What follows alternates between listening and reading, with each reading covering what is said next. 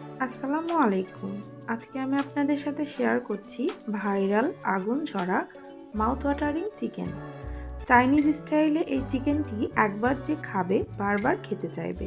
তাহলে চলুন বেশি বকবক না করে আমরা রেসিপিটা শুরু করি।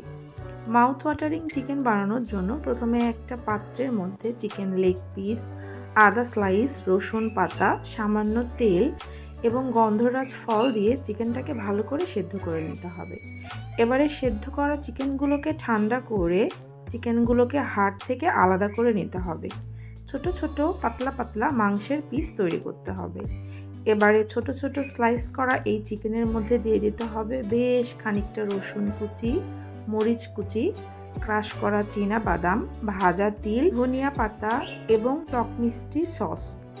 সব কিছু ভালো করে চিকেনের সাথে মিশিয়ে নিলেই কিন্তু রেডি মজাদার মাউথ ওয়াটারিং চিকেন। রেসিপি ভালো লাগলে অবশ্যই লাইক, কমেন্ট, শেয়ার, চ্যানেলটাকে সাবস্ক্রাইব এবং পেজটাকে ফলো করবেন।